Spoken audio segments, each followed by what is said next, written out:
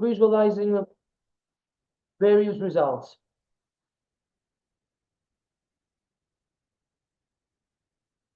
As I already mentioned, we also used LEAP for projecting electricity demand per sector, but the reason that we use these two tools separately and just soft link them is because although LEAP integrates some osmosis functions in it if the user wants to do so,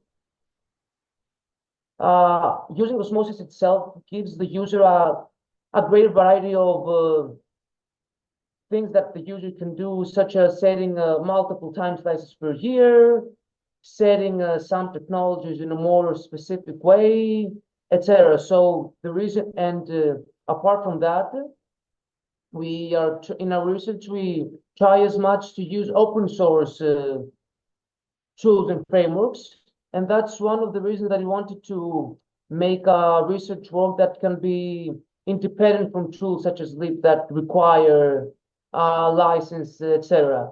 So there, although we use LEAP to run some energy demand scenarios, the osmosis can be run independently if someone provides an electricity demand as input, and then this tool can use a variety of scenarios that we'll present further ahead.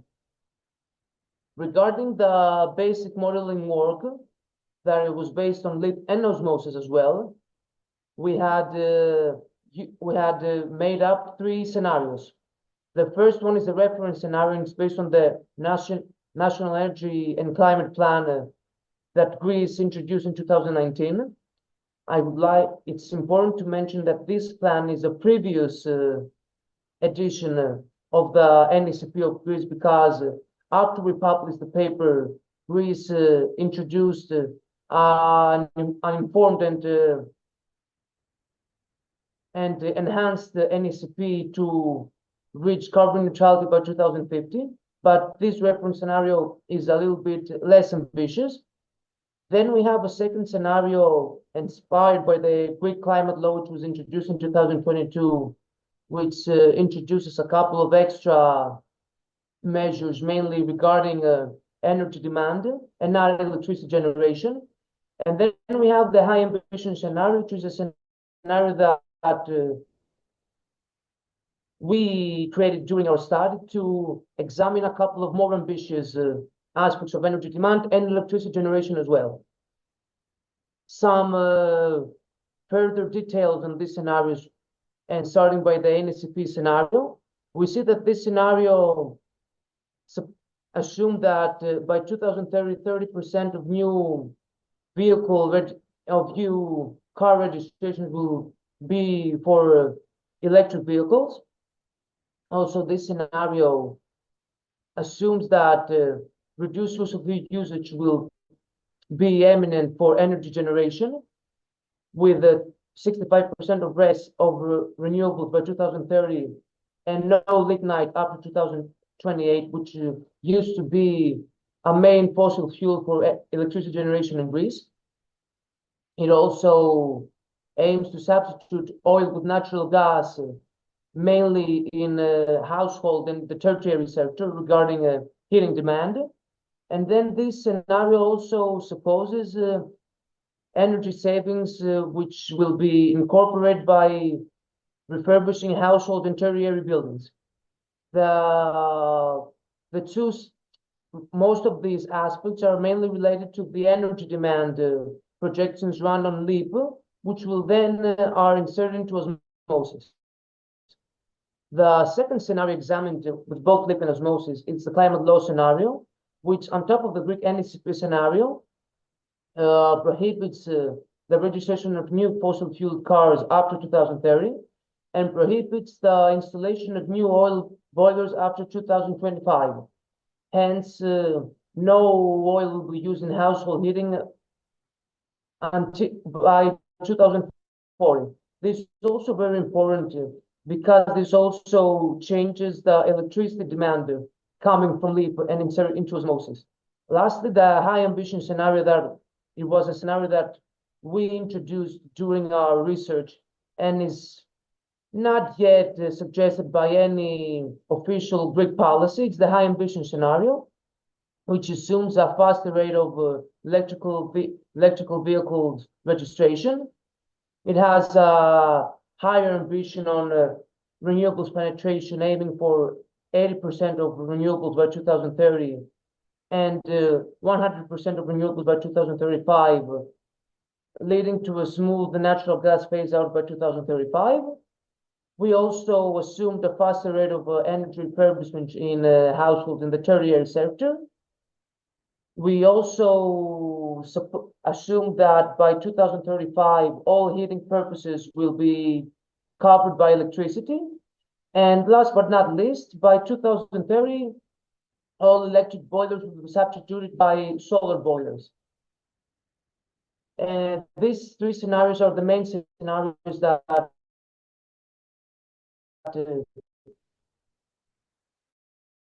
drive electricity demand in the. We also introduce some further scenarios that are only relevant for the osmosis model. These scenarios these are 5 scenarios. The first one is related to higher fossil fuel prices affected by the energy crisis, and it's separated in 2 sub-scenarios. The first sub-scenario supposes that high prices that everybody experienced during the first half of 2022 will stay at the same level throughout 2022, but then they'll start to be reduced, meeting the IEA's projections by 2030. The second high fossil fuel prices scenario assumes that the high prices of the first half of 2022 will remain steady until 2025, and then they'll start, and then they'll be gradually reduced until meeting the International Energy Agency's projections by 2035. We also introduced a second scenario solely for osmosis, which supposes that there will be a slow degasification, mainly meaning that no natural gas plants will be shut down by 2030. Moreover, we also included a special constraint scenario focused on onshore wind due to environmental concerns. This scenario supposes that onshore wind power plants cannot exceed a total capacity of 10 gigawatts. And this scenario is driven by high concerns in Greece because many environmental organizations support that many mountains in Greece, due to their biodiversity importance, should not be places to install onshore wind power plants. So we also try to incorporate such concerns in our model. Moreover, we also include a scenario that does not let geothermal energy grow in Greece. And this scenario mainly comes from the fact that geothermal energy in Greece is not used so far, and there are high concerns that it will not be easy to use it in the near future due to lack of expertise and since it's a quite expensive technology. Lastly, we have a combinational scenario that combines all the aforementioned scenarios, which was used for all the 3 basic scenarios, and the NECP scenario, and the climate law scenario, and the high ambition scenario. Whereas all the scenarios mentioned before are examined only for the high ambition scenario, separately, I mean. So after demonstrating all the scenarios that run with LEAP and osmosis, I'm going to demonstrate some basic figures from these runs. In this section, I'll only show to you figures regarding electricity generation, since the focus of this webinar is osmosis applications. So here we can see 3 electricity generation figures, one for each of the basic scenarios. In these figures, you see that the NECP scenario and the climate law scenario have very limited difference regarding electricity generation. And these slight differences are mainly driven by the fact that the climate law scenario, due to higher electrification, leads to higher electricity demand. On the other hand, the high ambition scenario demonstrates quite important variations due to the fact that natural gas power plants must shut down by 2035. And in this case, we see that all renewables are highly favored in this scenario, with onshore wind being the main electricity generation technology used, with a quite important increase between the high ambition scenario and the other two scenarios. We also see that offshore wind power plants start penetrating the electricity generation area way earlier, due to the higher need for electricity demand, as well as a higher need to decarbonize the Greek electricity sector. We also demonstrate a set of figures regarding the additional scenarios upon the high ambition scenario. So we see that the slow degassification scenario does not impose important changes. The spatial restriction scenario imposes important changes, since offshore wind penetration is limited, and some of the most important changes in this scenario is that geothermal energy plays a more important role.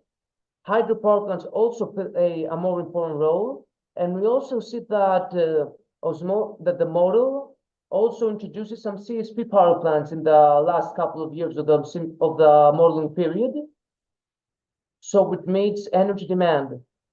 On the other hand, the no geothermal scenario demonstrates fewer deviations, because geothermal energy did not play an important role on any of the scenarios examined before. And lastly, the combinational scenario demonstrates results quite similar to the spatial restriction scenario, mainly because the main issue that restricts the model from generating electricity in a more free way is that onshore wind power plants onshore wind power plants capacity is restricted to 10 gigawatts of capacity. Similarly, we present here a couple of figures regarding electricity generation capacity. And in this slide, we see that electricity generation capacity has a behavior quite similar to electricity generation so far, with the two first scenarios demonstrating almost identical behavior, and the high ambition scenario demonstrating increased renewables capacity for all renewable technologies, with onshore wind being the main power generation technology. Similarly, we demonstrate some power capacity scenarios for the additional scenarios, which will run only on osmosis.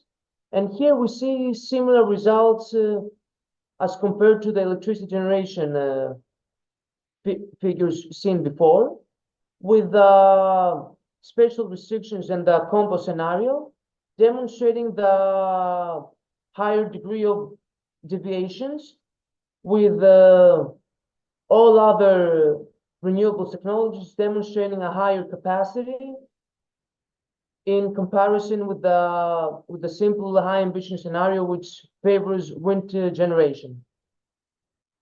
In this slide, we also see some more general comments. Most of them I already made in the previous slides. And the only thing that I need to mention in this slide as well is that we saw that in the scenarios that restricted onshore wind technologies, the model had to introduce some CSP plants as well, which demonstrates that onshore wind is a very important resource for the Greek energy sector. But I would also like to mention that these results are also affected by the fact that in this edition of the model, we didn't introduce any electricity storage technologies. So therefore, solar PV technologies were somehow unfavored, although they are very important in Greece, since Greece has a very high potential for solar technologies. Furthermore, we demonstrate a couple of figures relating to electricity costs, and we see that the NSCP and climate law scenarios demonstrate a reduced electricity cost as we progress to 2035, whereas the high ambition scenario demonstrates a lower electricity cost until 2030. But for the last 5 years of the model run, we see that electricity costs are increased because a high number of renewables power plants must be installed in the last years of the modeling cycle to meet electricity demand.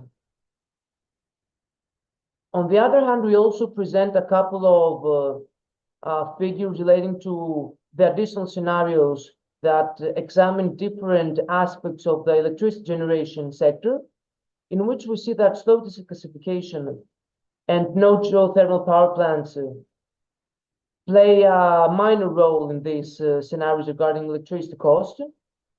And on the other hand, we see that the combinational scenario, which is on the right side of the slide, demonstrates a higher electricity cost for the until 2030, but in comparison with the rest of the scenarios, it demonstrates a downward tendency after 2030, demonstrating that this scenario, although starting with higher electricity prices, it can lead to lower electricity prices in the long run, mainly due to the fact that this scenario combining a set of different restrictions may lead to a more harmonized penetration of renewable technologies.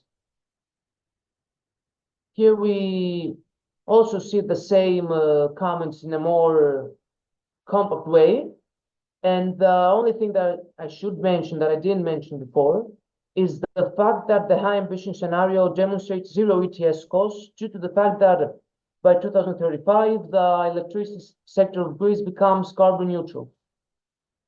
It's also very important to mention that although the previous figures demonstrate detailed cost analysis for the electricity sector in Greece, they lack to incorporate some important aspects of electricity cost, such as electricity grid expansion and some infrastructure that is related to different sources of fossil fuels, such as LNG infrastructure, etc.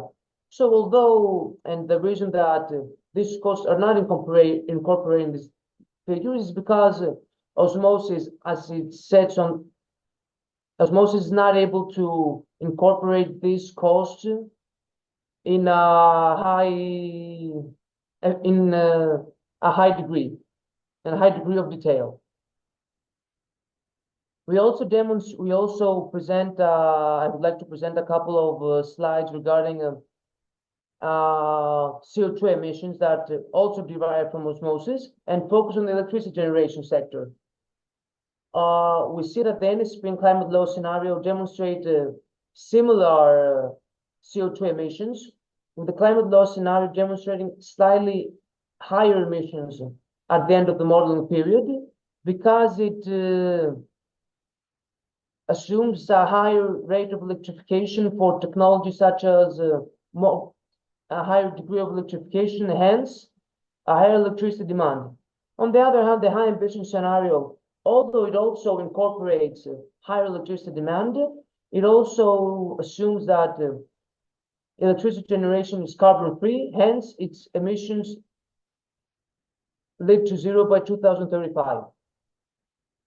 Here we see another graph, another figure related to electricity generation emissions, in the case that fossil fuel prices remain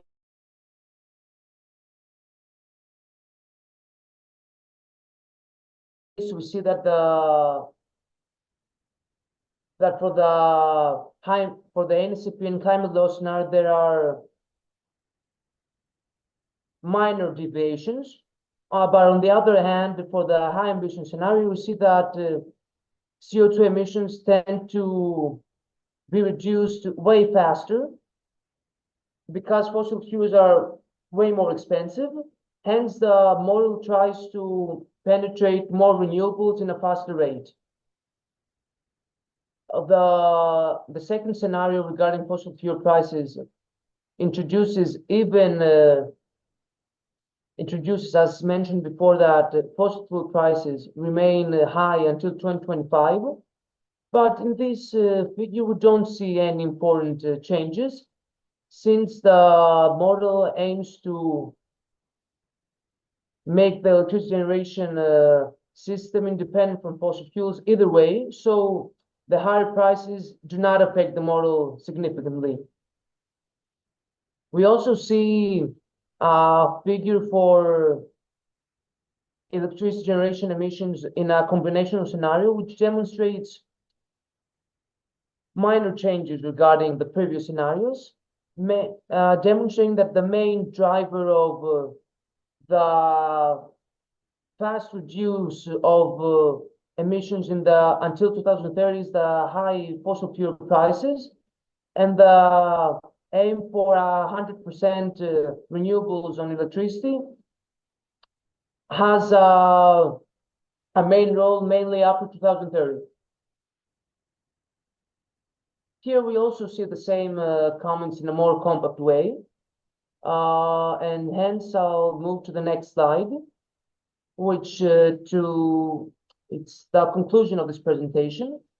And I would mostly like to mention that in NTUA, we're trying to work on the OSeMOSYS model in a more complex way.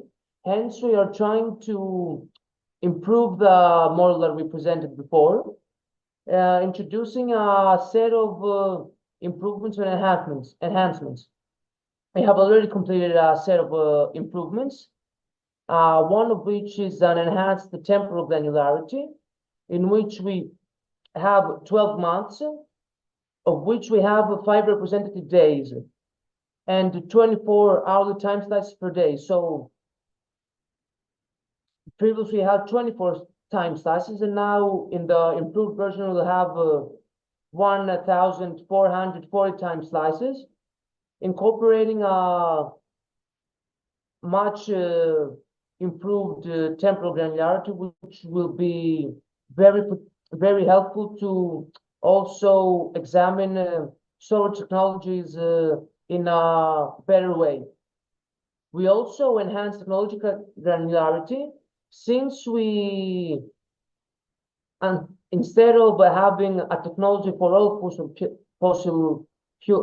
for all coal power plants, a technology for all natural gas power plants, etc., we insert every power plant separately, so we can further examine the behavior of each power plant, mainly focusing on big power plants such as natural gas, coal power plants, and hydropower plants. On the other hand, regarding renewables power plants, we still separate technologies, but only in 2 different technologies: already installed renewable power plants and newly installed power plants, so we can further examine the behavior of renewables in Greece. We also incorporated a couple of new equations in the model in order that we can calculate the curtailed energy for renewables. Moreover, we introduced a different objective function, which focuses on the annualized capital cost instead of using the salvage value concept. We did so because we wanted to better capture the annual effect of capital investment, and because we feel that this approach allows us to better understand the model's results, and it's easier for us to debug certain faults, etc. with this approach. We are also working in some further improvements for the model, but they're not fully developed. The most important of this is including battery storage. We are still developing this, but we're on the last stage of development, and we are also introducing a couple of new storage equations, mainly to the fact that since we're introducing representative waves and the time slice of the model are not continuous, the previous osmosis equations, although they are very functional for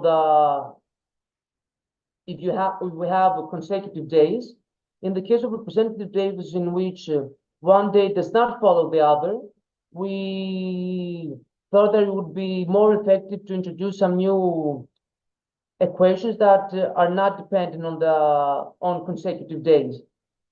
Moreover, we have developed our own result extraction method and some Python scripts for examining dispatching technologies. Since we wanted to be more independent on how we extract results, since our tool is not a tool that we are able to edit significantly, so we prefer to have our own tool set of extracting results. And now we are mainly using our tool only to convert CSV files to the data file that OSeMOSYS runs. And since the model is on a constant development process, we are also constantly developing our scripts to further accommodate visualization purposes. Moreover, we are considering to introduce some new measuring units in the model. Currently, OSeMOSYS mainly works with gigawatts for power capacity and for petajoule for measurements regarding energy. But we are considering to use megawatts and megawatt hours for our future model, because it only examines the electricity sector, so it seems more logical to us that we use only megawatts and megawatt hours, since we're examining electricity and it needs fewer conversions when we are running results. Moreover, we are in the middle, in an intermediate stage of development for a 5-year step model run, in which we try to run the model in a 5-year basis, let's say 2020, 2025, 2030, 2035, etc. But in a way that capacity expansion costs are expressed in full detail.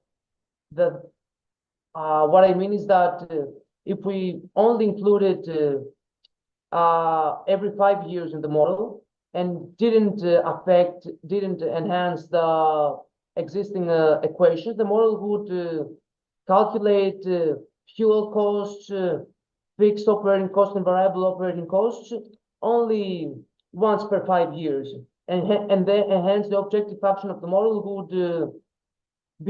would produce quite different results than the actual ones. But in these developed improvements that we are still working on, we introduce some year weight factors in order that fixed operating costs, etc., can be multiplied by the weight of each year. Hence, the objective function can take into consideration that each year equals to 5 actual years regarding costs. Finally, some other improvements that we want to do, but we haven't started developing them yet, are related to electricity imports.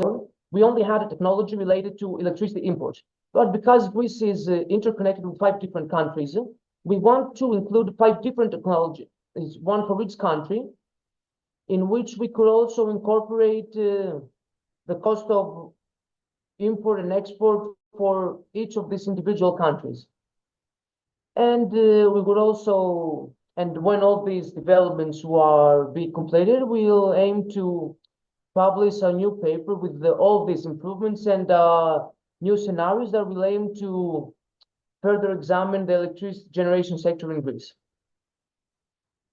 Therefore, I would really like to thank everyone for attending this webinar. And also, I would like to thank you, Fernando, for hosting this event, and CCG in general for starting this initiative. And I'm in your disposal for any questions. Good. Thank you so much, Anastasios, for this very insightful presentation. I realized that I made a mistake and I made you host, but I lost the rights for being host. So I don't know, maybe you can make me co-host of the meeting before proceeding with the question.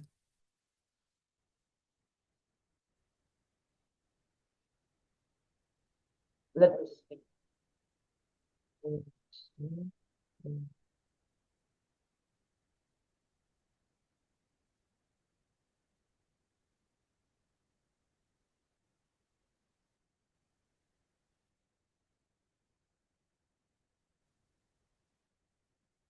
I think I made it. Ah, yeah, it's working now. Thank you. Thank you. So sorry for the for the mistake there, That's okay. Anastasius. I'm not very accustomed to use Zoom, so yeah. But okay, let's go now with the round of questions and answers. So there are like two options for you, our dear attendants. You can drop your questions in our Q&A bots. So if you want to type your questions, just go to that option and then type there your corresponding questions, or the other one, yours, just raise your hand and I will give you voice for asking your question directly. So I see. So let's go with the let's say voice questions first. So Alex, I think you are able now for speaking. Alex Assisi.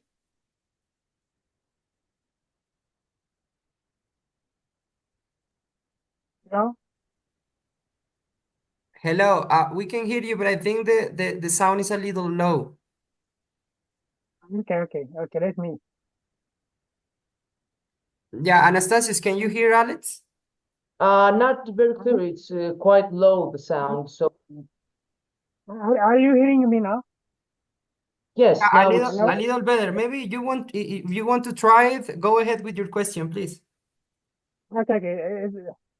My question is related to actually, not specifically to your topic, related to hydrogen storage. If you try to model hydrogen storage in osmosis, um, when I'm having the total maximum investment in fuel cell, I'm getting a different result. What I mean is that can you tell me about hydrogen storage?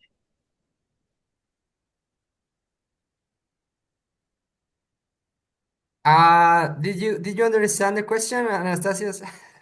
uh, I think, understand half part of the question, mainly due to the Q&A that I also see a similar question from Alex. But since the question is mainly related to hydrogen and we haven't tried modeling hydrogen yet, I'm not sure if I'm 100% capable of answering the question, to be Okay, sincere. thank you very much. Good, perfect. I don't see anyone else with the hand up, so let's go with the Q&A bots. So the first question that we have here, Anastasius, is from Mitsun, who is asking, the EV's demand is represented exogenously?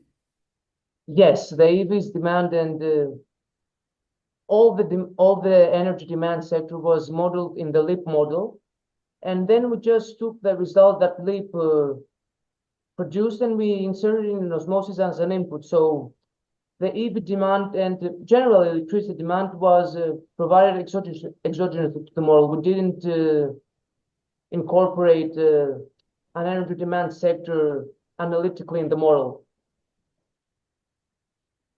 Good.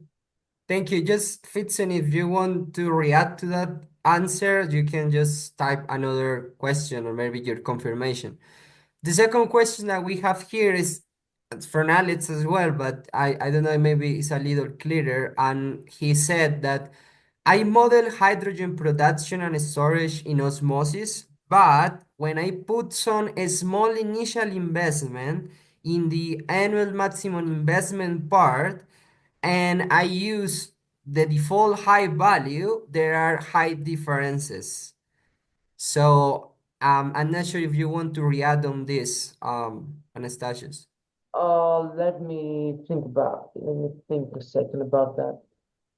I'm not sure there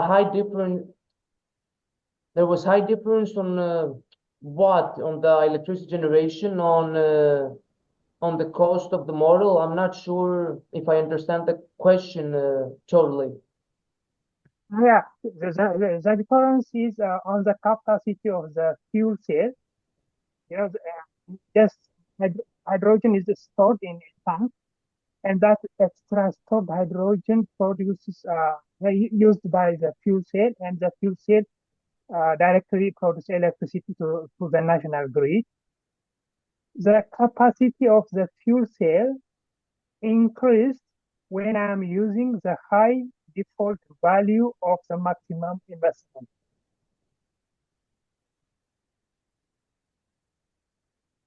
The capacity of the fuel cell is increased. Were you, Fernando, able to listen to the full question? Because I was hearing only part of the question. For me, it has been a little difficult to understand, to be honest. But I'm not sure. Maybe because I have one idea. It's like if we are talking about the same parameter, that would be like the total, something like total technology annual max investment. That is like the maximum capacity that you are allowed to invest in. If you are using the, let's say, the default value that would be like 9999999, it's like you can invest whatever you want in the fuel cells, right? So it's like the model is able to invest on that. But if you are using a small number, like for example, I don't know, maybe 1 gigawatt, something like that, what is going to happen is that the model can reach the maximum level of investment, in this case 1 gigawatt, and then the model won't have any chance for investing more in that technology. So what I understand is that maybe if you are using a small value in that for the fuel cell, because it's what I can understand so far, then the model will reach that value, and after that it is not possible. And if you are using the unconstrained value for that parameter, maybe you can invest whatever you want on fuel cells in this case. I'm not sure if that is the contest. But maybe the question for you, Anastasius, would be because sorry, I don't remember quite well the reference energy system that you show at the beginning. But are you including hydrogen fuel cells for electricity generation? No, we didn't. Okay, because I think if I understood what Alice was talking about, is like they are trying to use hydrogen production and storage for electricity production. So like using hydrogen as a storage alternative is what I understand. Exactly. You are right, Fernando. Yes, I got it. Thank you very much. Yeah, okay. So the answer would be like Anastasios didn't include that in the model, so probably it's not something that Anastasius can add too much. I'm not sure, Anastasius, maybe one of the future work would be to use hydrogen as a storage alternative. Uh, we would like to also do that, but it's maybe let's say a second phase plan. after all the developments that I presented on the last couple of slides. Okay. Okay, that's fine.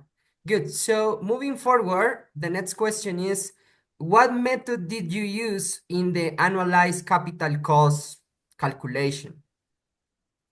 Yes, the method that we used there was this will be used on the next phase of the model that was presenting before. It was not the presentation. The model that was presented on here was focused on the, let's say, the into codes the traditional objective function of osmosis with salvage values, etc. But the different approach that we are developing is annualizing capital costs based on the capital recovery factor. So Okay. we take the total capital cost for, let's say, 1 gigawatt of onshore wind.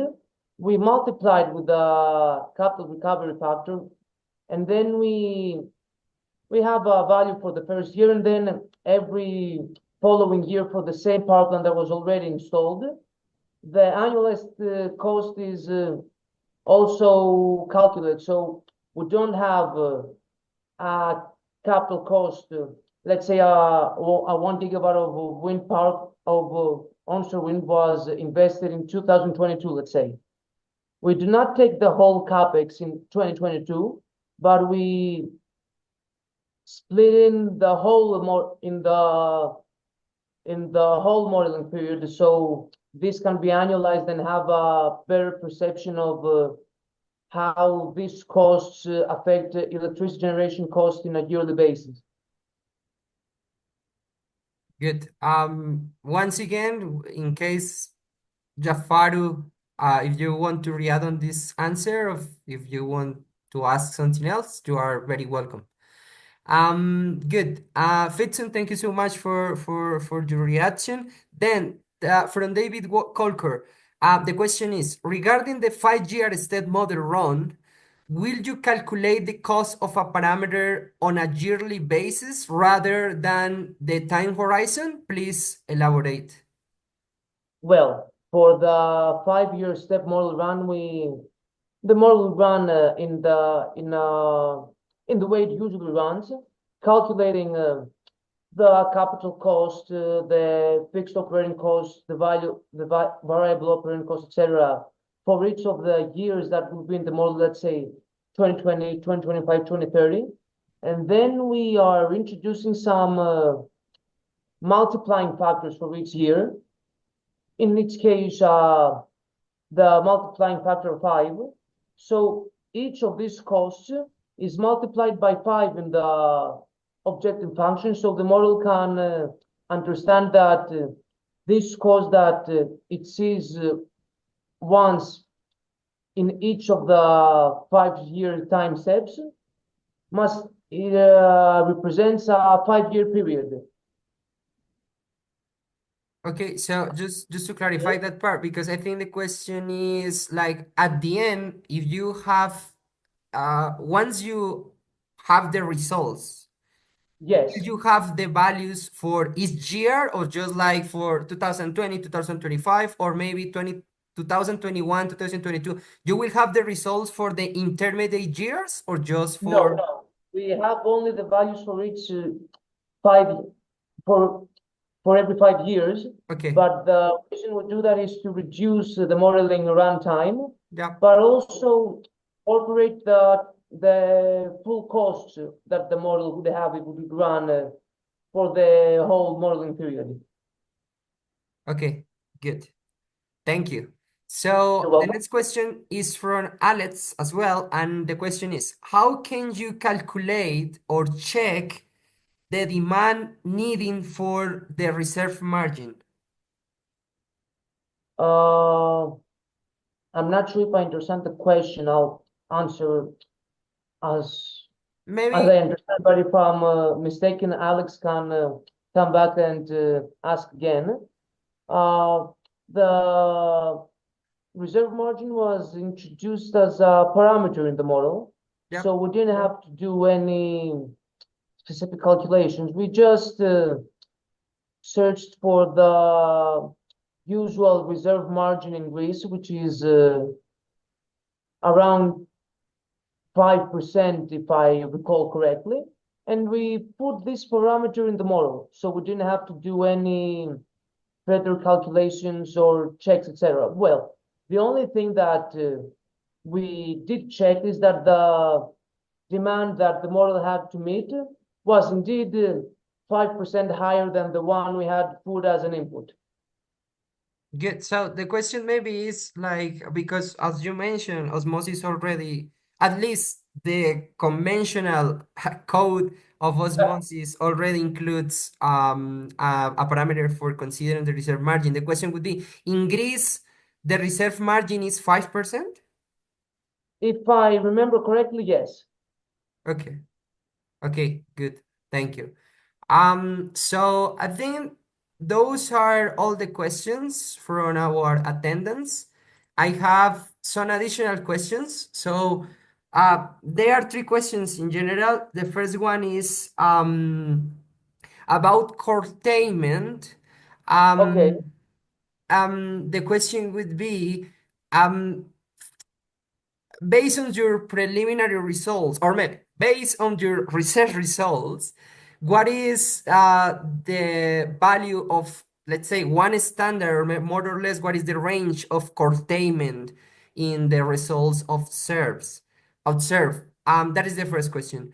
The second one is, how do you do the calibration in your model? Because if 2022 or maybe 2023 were used as calibration years, when we go to your results, I see that for different scenarios, the initial values are different, which should not be, because if you are using those years as the calibration ones, the results for every scenario should be equal, considering that they are like the historical values.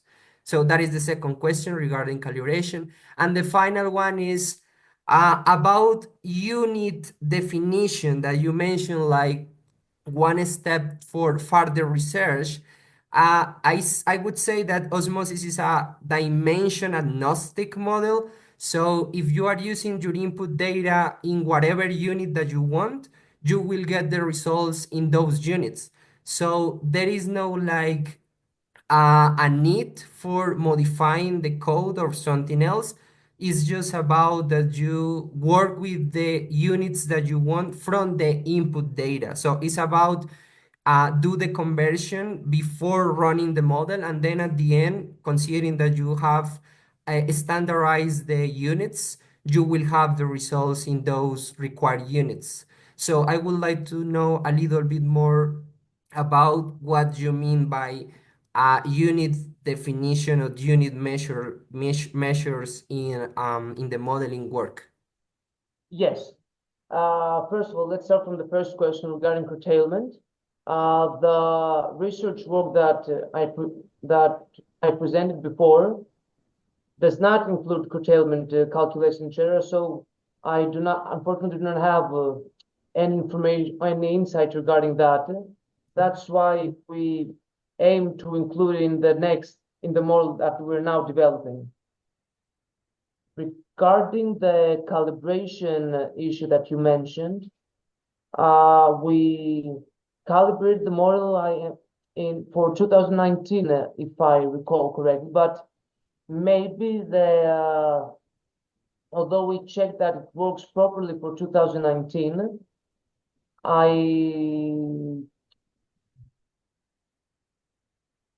am not sure. We checked that it's okay for 2019, but if I recall correctly, we didn't restrict the model from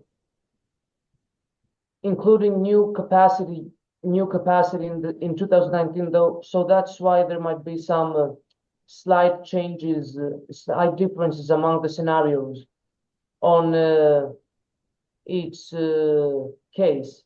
but this difference might also lead from leap, which was not thoroughly calibrated in comparison to osmosis. And lastly, regarding the measuring units, maybe I was not clear. I don't mean that we aim to change the osmosis code. As you correctly said, we will change the model, the inputs that we'll provide to the model. But I just wanted to, and although this approach is not something very complex indeed, I wanted to mention it because the vast majority of osmosis work that at least I have seen and studied about use gigawatts and petajoules for capacity and energy, although many models focus on the electricity sector. And a characteristic example of that is a quite let's say popular application of MOSYS, the OSeMOSYS model, which was run for the entire EU, which although it was an electricity generation model, it still used gigawatts and petajoules as measuring units. That's why we thought that it would be, let me say, interesting improvement to use megawatt hours as an energy measuring unit, although it does not require any change on the model's code, etc., as you already mentioned. Good. Okay, nice. Thank you, Anastasios. We have one final or additional question in from our audience. So this question is for Kifel Godana. So sorry if my pronunciation is not the right one for your names. Are there any plans for better integration of osmosis with other modeling tools or platforms? For the time being, to be sincere, we haven't investigated any ways to better integrate with other tools or platforms. And that's mainly because we are working on a couple of projects with OSeMOSYS and CLEWs. So we are fully invested in this model right now. And we also prefer using open source framework. So OSeMOSYS is a great framework for our work, etc. So we haven't yet examined using it together with other modules. For example, flexible disperset, which are some, let's say, usual combinations. And the reason that we are trying to increase time granularity in the model, this exact reason, because OSeMOSYS is an open source model, we are trying to improve it as much as we can, so we can use OSeMOSYS as an independent tool, which will not require the use of other tools to examine further scenarios. Well, of course, having OSeMOSYS linked to Flexible or any other dispatch model will maybe provide some more detailed insights, but we wanted to focus on OSeMOSYS to make our model as good as it can be without having to heavily depend on other tools. Good. Thank you, Anastasios. So, one final question from my side is, do you have any GitHub repository for this project, or is it still like in, let's say, in-house development? Well, it's still in-house development, but when all the latest enhancements will be completed, we'll aim to also create a GitHub repository for that. But one of the reasons that we are not doing it simultaneously with the developments is because much of this work will also be part of my PhD. So I intend to create the GitHub repository at the end of my research, so it can be a part of the dissertation itself, probably. Okay, yeah, that's totally fine. I think okay, yeah, this is the same. Okay, yeah, is I would say, is there a possibility for sharing these slides later? Yes, of course. Okay, good. Yeah, because we I have Fitsun asking for that. Good. I think there are just additional comments here, but because it was supposed to be 1 hour session, I think we are totally fine with the questions. So once again, Anastasios, thank you so much for just your support to this event, and thank you so much for all our participants for getting involved on this, for your questions, for your willingness to learn a little bit more about what is the community doing with osmosis. And I hope to see you once again in one of our next webinars, exposing and showcasing what we can do with osmosis and all the developments that, as you see, as Anastasians, and I would say that many other authors are doing around the world. So thank you once again for everyone, and see you later. Goodbye, and I would also like to thank everyone for attending this webinar. And since Fichum and is asking about the data and stuff, I'll be more than happy to be communicated from anyone to further discuss things or even share some results, etc. And regarding the slides that you mentioned, Fernando, should I email them to you or should I share them in a different way? What would you prefer? Yeah, I would say that maybe you can send me the slides, and then I will use the list of our attendance today, and I will send the slides to them later. Okay, Good. So thank you. Bye bye. Have a great rest of your day. goodbye.